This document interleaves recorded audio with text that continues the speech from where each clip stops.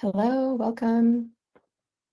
I am going to be speaking today about 3 things that could be keeping you stuck on your healing journey.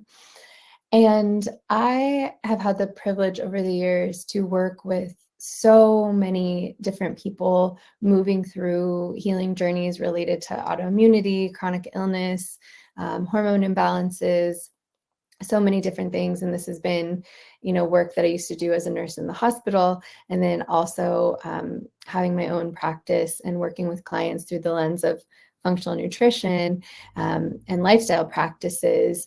What it's really given me is this window into some of the commonalities that we all deal with when we are on this journey. And I think the really cool thing is that even though we're moving through this journey and we may feel alone, and I often hear people say, like, I feel like I'm the only one that has to deal with this, or, I feel frustrated, I'm the only one that has to deal with this. What I've really been able to see is that for those of us that are, troubleshooting issues with our health, our, dealing with autoimmunity or inflammation, there are a lot of similarities and a lot of commonalities that we run into when we are moving through this journey. So what I wanted to be able to share with you today are some of the blocks or the areas that I see people getting stuck and that I myself have definitely gotten stuck, so that we can just, with eyes wide open, see, oh, is that an area that I might be feeling a little stickiness? Or if you're feeling stuck right now, looking at these 3 different areas that I'm going to talk about and seeing if there's an opportunity within any of them to investigate if there's something going on there for you. So I hope that is helpful. Welcome, everyone. Hello. So we're going to move into the first one, which is discerning what works for you versus someone else on the internet. So the good news is there's so much information out there today about how to heal our bodies, about how to use things like nutrition, and different lifestyle practices to support ourselves and heal. And even when I was first moving through this journey after a diagnosis of autoimmune disease when I was 17, there really wasn't a ton of information that was readily available about some of these topics. And so on one hand, it's really amazing that we can be more empowered to have information about how to support our gut, about our microbiome, about inflammatory foods, about our nervous system, about detoxification, about lifestyle practices, mindset. Like it's so cool. There's all of this information for us. On the other hand, there's all this information. And frequently when I speak to people, they will come to me saying, like, I just feel completely overwhelmed. I look online and, one thing pops up and tells me that I need to avoid coffee because it's terrible for my hormones and my nervous system. And then another post right after that from someone else says that coffee has amazing antioxidants and is going to help me with my longevity. And I don't know what to do. And it's so true.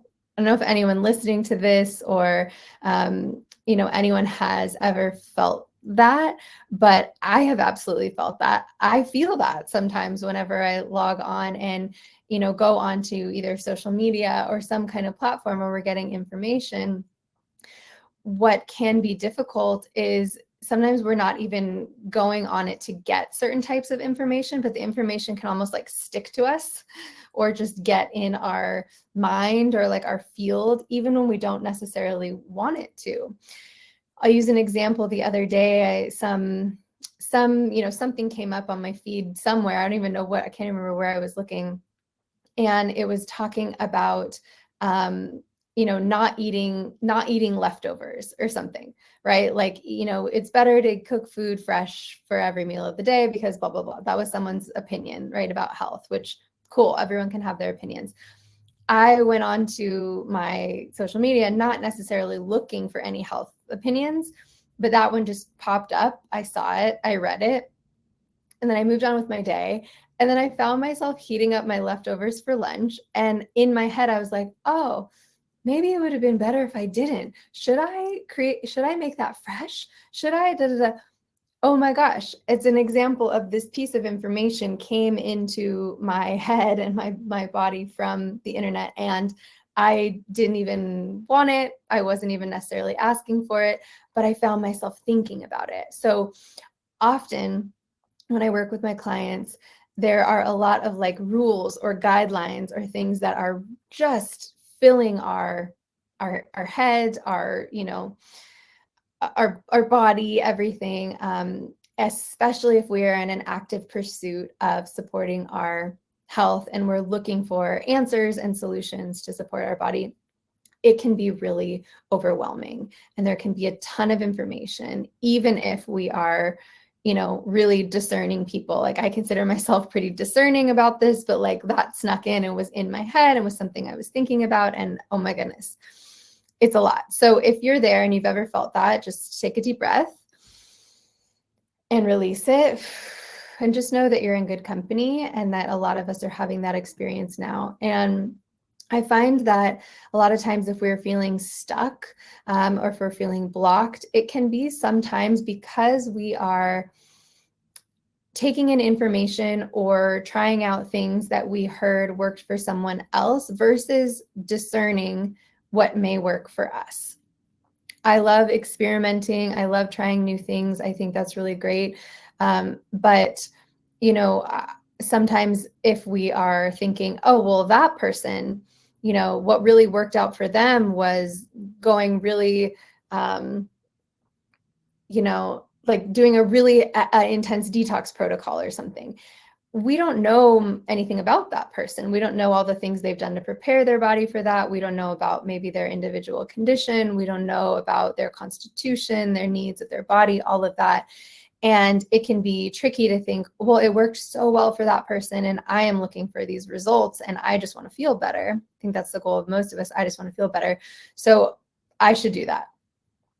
Then we see something else and we're like, wait, should I do that? Should I do that? So I often, with clients, when we're working together and I find that that is happening, this can also look like if you have like a graveyard of supplements where you're, buying different things that seem like, oh, that seems amazing and I trust that person. And then you end up just kind of like amassing different things for yourself, and feeling a little bit stuck, confused, overwhelmed. That might be a time to check and see if you are running into this block, and if there's an opportunity to just ask yourself, how much information is coming into me, and do I have a practice to discern what works for me versus what works for someone else? So firstly, just looking at the information, and sometimes I'll even prescribe my clients like a media detox for a little bit, just around health related things.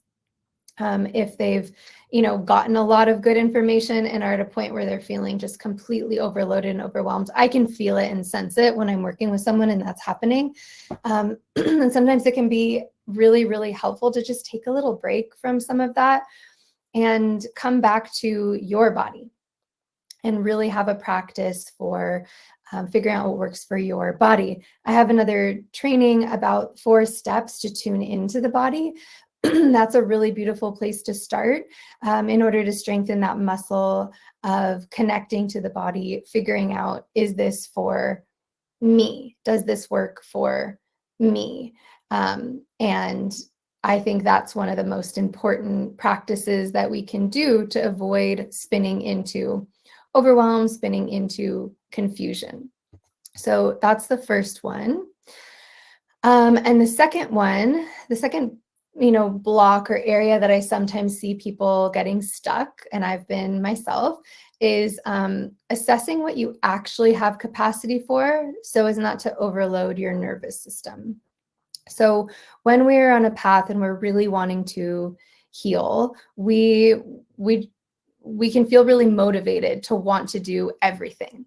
And I find sometimes that we get into this mindset of like, I need to heal harder. I need to do more things. If this thing is good, then a lot more is better. And we may start to, layer on elimination diets, supporting our gut microbiome, like doing things to support our liver, like, all of these things. And they can be really amazing and beneficial. And this is great. But the place that we want to figure out is finding your capacity, your individual capacity, which is going to be different than mine, which is going to be different than someone else's. In this way, we don't overwhelm your nervous system.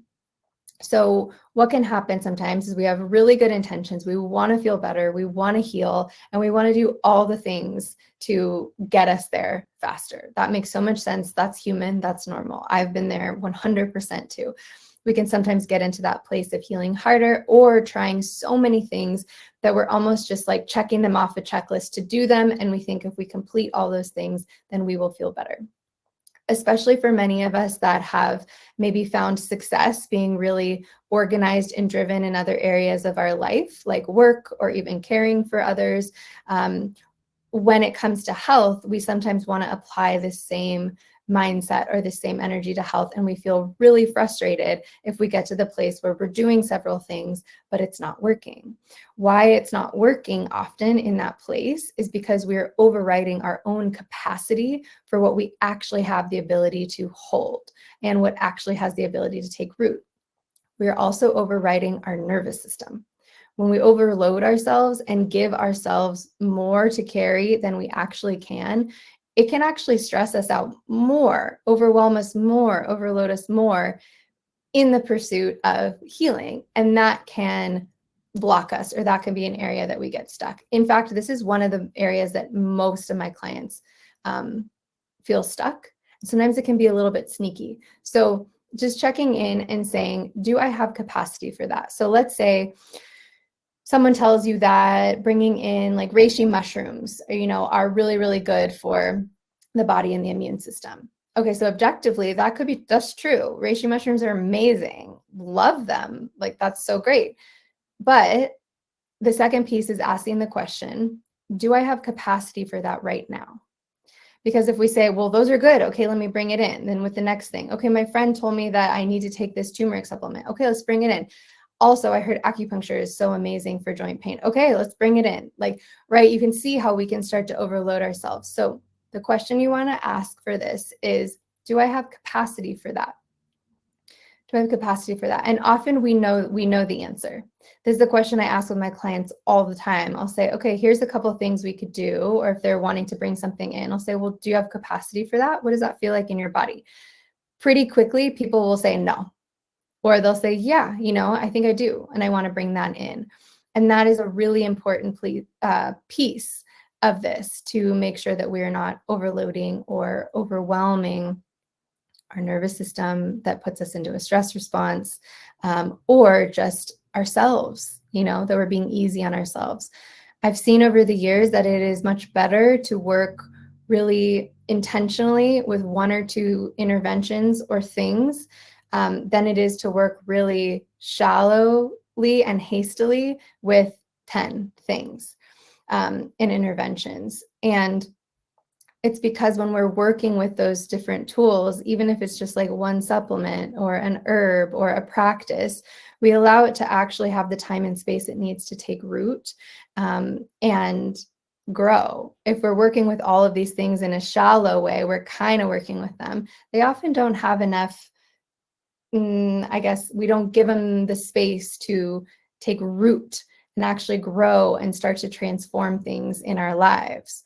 So just checking in on that one for yourself and seeing if that's an area that you might be feeling stuck or overwhelmed in.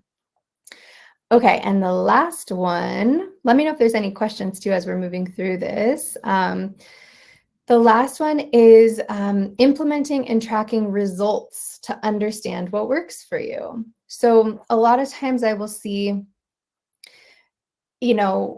if people are bringing in a bunch of different interventions, maybe trying and removing gluten or bringing in fish oil, or, working on with their liver or taking an herb or, something like that.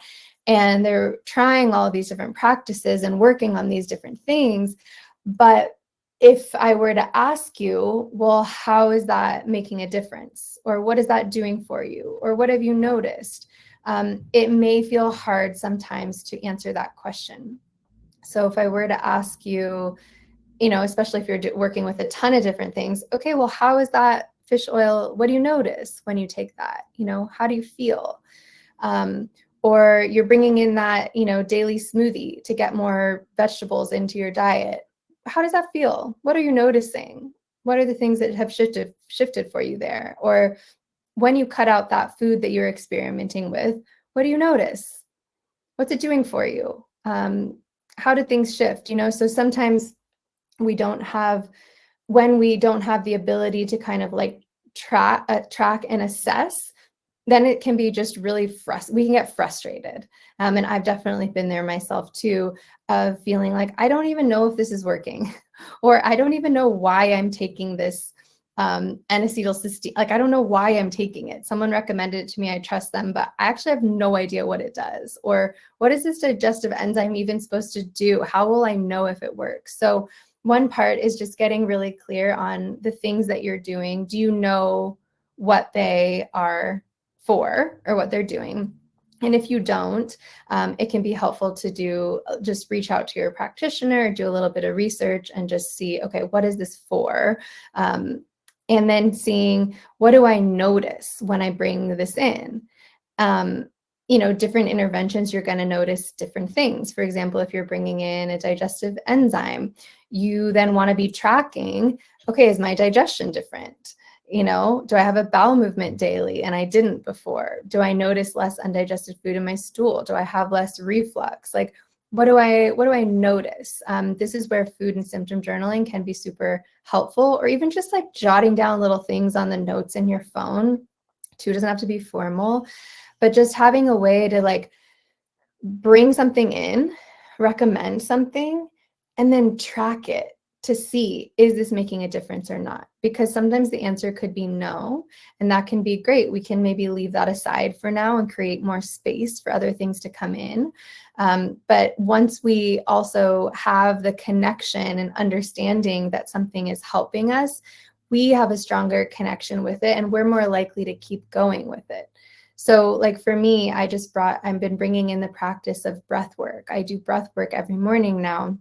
It's kind of my form of meditation. It's a little different. And I can notice when I'm paying attention, I notice that I am more calm, that my heart rate is lower, that I get less worried about certain little things throughout the day. I have a little more energy if I were to rate my energy. Once I can start to see that shift, I'm like, oh, okay, this thing makes a difference for me. I'm going to keep going. For other things, like if you are removing a certain food, right? You want to be able to kind of give yourself a little bit of spaciousness to track and assess, what do I notice here? Is this making a difference for me? Does it shift how I feel? Do I notice a little more energy? Do I notice less joint pain? Even if all my symptoms aren't gone, is there an area where I do notice improvement? And that can again give you the information that you need to help to move forward. And then that way we can see, are things actually working for you? And as opposed to just piling on more and more and more and more things, we can say, well, let's double down on the things that are getting traction for you.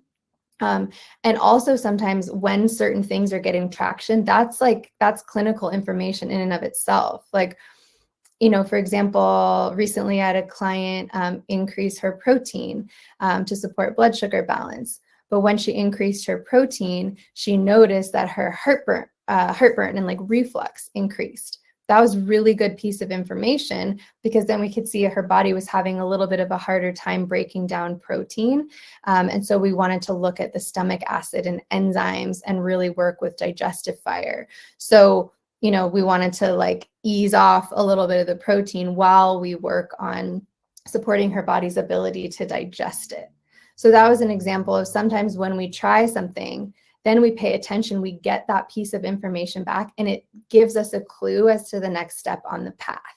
It's a little bit like detective work. So we get to be our own detectives, and start to gather this information for ourselves. So those are the three things that I see often that can keep us stuck or show up as roadblocks for us. So I'm curious to know in the comments or when you're watching this after too, if there's any of those that stick out for you. Is there anything that you've ever experienced in that, in areas that you might be feeling stuck, or one of these that you might want to work with? And in this way, we can see that we all experience these things. We're on a journey. It's a process. And when in process, that we can run into different areas or run into different blocks, and we can feel frustrated, stuck, blocked, whatever. But just knowing that it's really common. And these are some of the most common ones that I see. And when we start to work with these, we start to discern what works for you versus someone else on the internet, and clear out some of the noise and overwhelm, so there's more peace and space in your mind. When you start to assess what you actually have capacity for, so as not to overload your nervous system. And again, this is assessing what you actually have capacity for versus what you should have capacity for, which is sometimes what we measure things by, but what we actually have capacity for, so that our interventions we're putting in can actually take root, and so that we can really honor and nurture our nervous system and reduce the stress response in our body.